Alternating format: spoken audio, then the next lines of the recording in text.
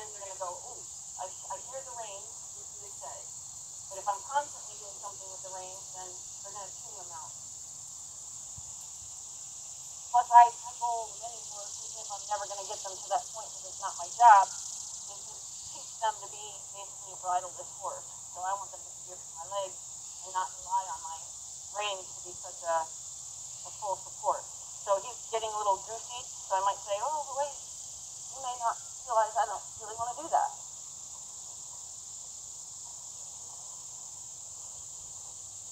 Sometimes when they make assumptions, I want to interrupt their assumptions. I'm sorry, we thought we were going to do that. That's not what we're going to do. So I'm going to ask him for the trot. Now, he's got a lot of goose in him already, so he's going to probably pick to a trot instead of a jog. So I'm going to have to lift my left rein and ask him to cruise control into that jog. So first I'll ask for it. That's faster than I want. So I'm just going to say, hey, that's not what I want. Once I get the speed I want, I'm going to leave alone. If he speeds up, it's no different than if the car speeds up going down a hill. That's 30. But I don't ride my brakes.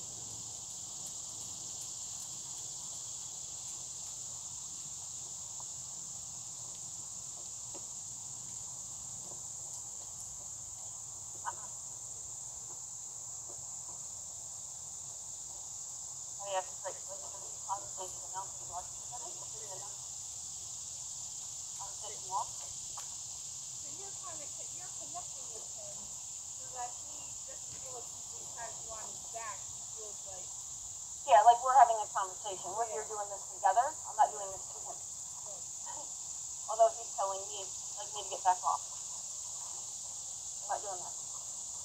He likes to bring me back to the mountain block. So the canter's been something that he's been very worried about. So what I've done is I've worked with him to explain to him what the canter is. A lot of times when canter is trained to a horse, what's done is that they're run fast as they can run, so they have no choice but to canter. But that doesn't give them the education that they need. I'd rather the horse know I'm asking for a canter in particular. So that way, even from a standstill, I can ask for the canter and they'll pick up the canter, instead of thinking that they have to run until they get the canter. So in his case now, what I've done is I've taught him a cue, and in hopes that every time he hears that cue, he'll know that's what the canter cue. So what I also do is to help him as I get out of his way. So he needs to lead with his inside shoulder. In order for me to get out of his way, I lean out of his way. By leaning out of his way, I sit on my outside pocket. By sitting on my outside pocket, I help guide this hip in. By guiding the hip in, he can start to canter on the correct lead. Because horses canter starts with their hind leg, not with their front leg. It's just their front leg that we identify with because it's the most reached out identifying. So you know when you're riding the horse, if you see this knee, you know he's on the right lead or the correct lead. This is his hard side, so we'll start with this side. I'm going to trot first and establish the jog, then I'm going to ask for the canter.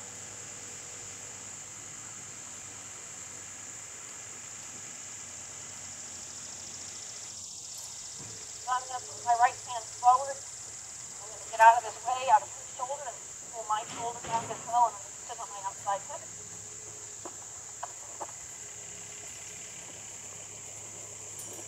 And I'm going to ask for control, go a little faster than you want, and I'm going to leave alone. Woo!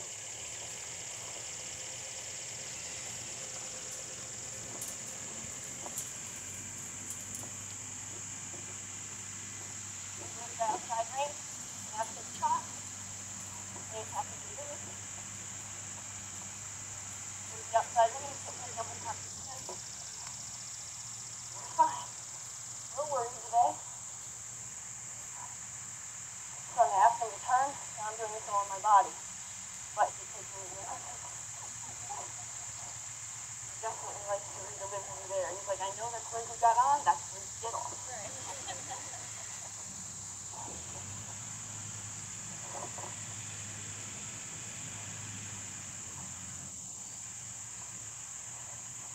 So I'll go ahead and establish the trot, jog.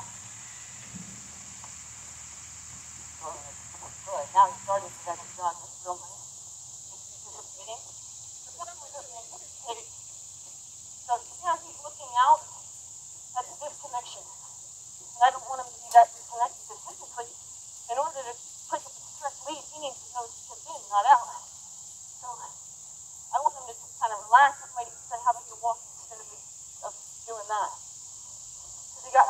connected by looking out. That's him kind of handling his worry. So instead of letting him be worried and then push him into a faster speed, I think if something's going wrong, the last thing you need to do is add speed to it. Pull down the car and speed up. So I don't add speed to something that's already in a wreck. Try the trot again as a jog. So he did it with his hands on my body that time. So he's pulling on me a little bit, so I'm just saying no. I don't know what I want. Still guessing. Anytime he gets up to see and does something kind of worrisome with his face, he comes here, get a little worried in him. So I'm not going to ask him for it while he's worried.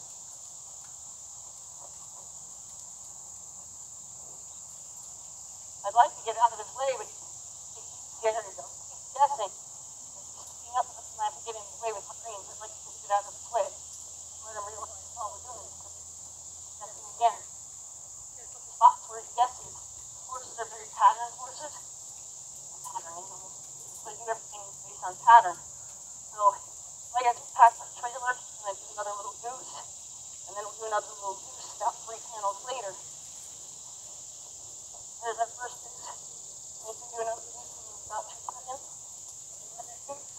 So, I'd like him to not goose there, but I certainly wouldn't have to canter there. Because that's him saying, I think this is what we're going to do. And I've said so far, no, that's not what we're going to do in those places. So I would not ask him to do it there. Because asking him to do it there would be affirming to him that he had it right. So next time he might try to take the lead. And that's not what I want. I want him to think he's in charge. So I might ask him to do it when they're going to do his shot coming through here. So I'll put my arm forward. Again, 8 is 5 that time. Look for cruise control.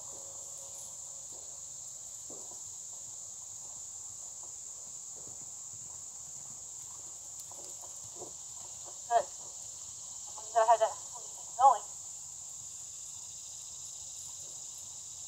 So it's like so I might have to keep going again. Good job. Good. Good. Now we'll let him actually help. Because he's got more woe than go. So a reward to a horse like him is saying you don't have to move the feet anymore. Appreciate you taking me around like that. And a horse that has fire in his feet, a horse that has a lot of worry in his feet, the last thing you want to do is stand them still. Because then they don't know. They have worry and they're like, oh, I should be doing something. I don't know what I'm supposed to be doing. Oh, it's kind of like somebody fretting and putting their hands in their hair and not knowing what to do with themselves. So the last thing you want to do is make them sit still. But in this case like this is a reward. Sometimes a horse that frets a lot, I'd actually get off and work them in hand. Just by, if I needed to walk them for a little while, I would walk them in hand. So that way I'm giving them the relief of there's nothing else you need to wonder about up here. So this way they don't sit there and go, okay, she hasn't told me to do anything yet, but I'm sure it's coming. I don't want them to worry about that. So a lot of times I'll get off and walk them in hand. Also, when it's time to be done, I walk them in hand and usually take their saddle off because I don't think they should have to carry me while they cool down. I'm not getting off yet, though. Thanks for offering.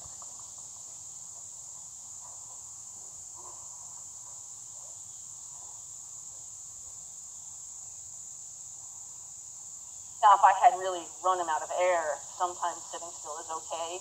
But if I've run him out of air, I would ask him to keep walking just so he could air up. But he's not really out of air.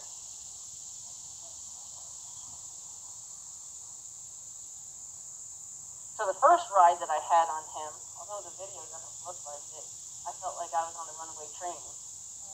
I had 2 hands on one rein trying to get control of him. At least 3 times. And one time, because of how I was pulling on the rein, I was asking his nose to tip up, which could flip a horse over. So you actually see me undo that and then ask again, and he finally stopped. So I'm glad that we're no longer at that point here. He understands what he's being asked to do now. How long does it take? It depends on the horse? It depends on the horse. Like, it took just one lesson to explain this to him. And then I've just been, just letting it become something that he can. Harley was coming today. I'm ready for his owner now to make sure that it's not a communication problem between them that started the communication. Sometimes that's what it is. Sometimes it's the saddle. Like, I don't usually ride in a saddle, so we're gonna try him out. You know, I'm a hot mess in the saddle. So for me, you're not used to it, right? yeah, I'm not. I like to feel the horse. Like, I can feel his back muscles moving. I like them to move my back muscles. For me to be in a saddle is just such a huge disconnect, and I feel like I'm riding a park bench on top of a horse. It's just very uncomfortable for me. But if it's the saddle, then we either. I mean, I've looked at the saddle though, so I know it's not the saddle as far as fit, but it may be the saddle as far as the noise it makes on his back when he canters. You know, it could be something as simple as that. He's perceiving it as some kind of driving energy.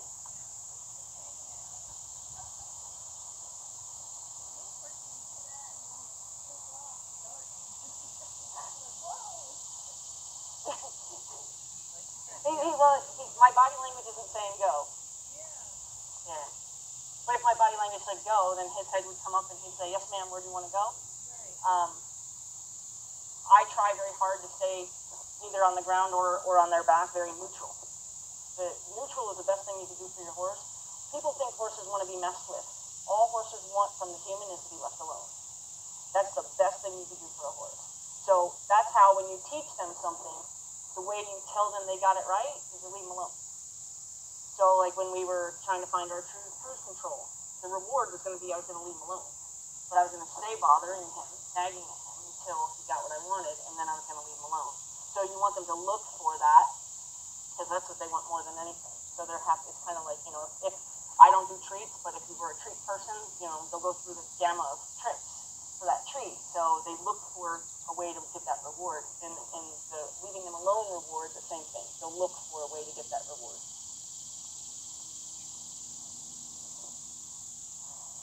Same thing.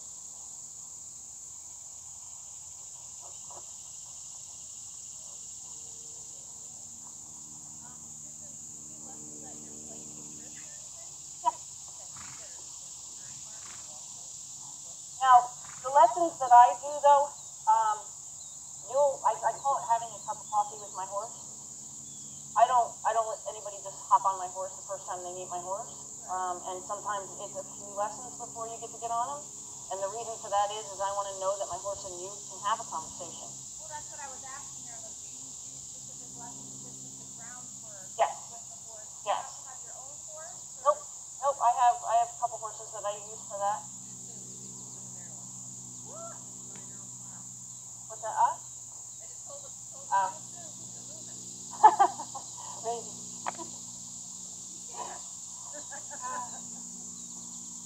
We'll kidnap you. She's got one client, or well, I guess now she's sort of my client too, that says they want to clone me. Yeah. I wish more people really saw the value. Does anyone else in the area do this type of style? Nobody that I've, as you would say, audited could be able to say that I agree with, or it works the same as what I do. Right. Yeah, but you know what? You know how many people watch the Pat Pirelli video and claim they do Pirelli, you know, and have no grasp of it themselves, let alone trying to teach it. Right. And it's not to be. It's just people think that they've learned something from video. If you like, I like to try. I've been trying for probably about a year now to find a way to teach people how to read the micro expressions of sports, how to read the muscle movements. Because you can get ahead of their thoughts to keep them from making a mistake. Therefore, they're always a hero. If you allow them to make a mistake, now they're wrong. So what I like to do is I like to always catch them before they make a mistake. And then this way, I'm always telling them, you did great with the gold star on the refrigerator. You did great, yes, you know, so that they always want to work for you. Because they love that kind of positive reinforcement. If they're always making mistakes, if you allowed it to reach that point, then you know they don't really look forward to working with you. They see you coming with a halter, and they look up and they go, "Yes, leader." My horses, I actually have to sneak out. So, like, if I have to do something in one of my paddocks, I have to sneak out. Because if they're at the far end of the field and they see me, they're going to come galloping in. And I always feel bad because I'm like, they probably just found that piece of grass out there, you know, I don't want them to come running in.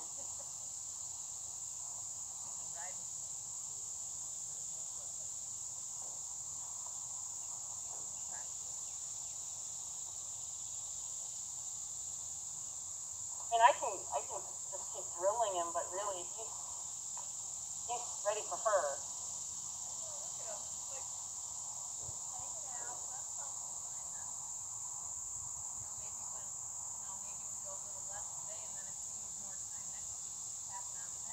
Yeah, yeah. Because I know she's comfortable bareback, but I don't know if she's comfortable bareback at the canter, because I think that there's a confidence that lost because of the canter she had. Maybe we'll try, I'll start him next week with bareback pad, and then if she's up for it, she can try it, otherwise we'll put the saddle on him to make sure it's not even the saddle that's the scary part.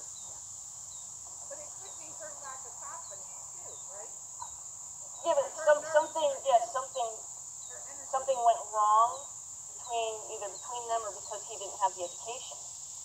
So I don't know that she started off not being confident. It may have happened as a result.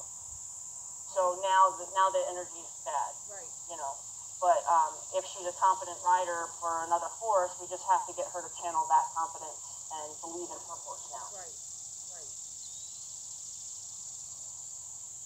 And I always tell people, give them the benefit of the doubt. Let's believe that they're thinking to do the right thing, because that's what they really want to do. Right. They're not out to, they're not calculated that way. They're not out to try to do it wrong. Right. Like I said, if they can find a way to get you to leave them alone, that's what they want more than anything. Right? They're really magnificent. Oh, there's our horse. Look, there's Bump Sam and Jen. Hi, handsome. Yeah, he likes to come over. He's very friendly. Thank you. You're welcome. Thank you for watching. You can leave it there. Are you sure? Oh, they're getting a drink. Hey, Bumper. Come say hi, big boy. So Sam. Oh, look at them. They're like, hey. Sam is also the black, dark brown one here is also a draft, but he's still young. He's like 3 or 4 years old. He's sent off for training. This one here, the chestnut, this one coming up, is an appendix. So he's half thoroughbred, half quarter horse. That's his name, Shadow. Unfortunately, he needs an operation to his back, right? On this side, that little like scar. You see that?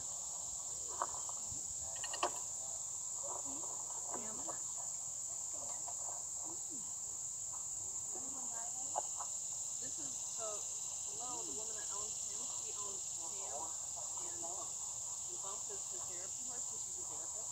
And so she and Christian, mostly she works with clients and kids ride Bump usually. And then this is So anytime a horse follows me after I have passed, I pull that back. I don't think she's Really good one.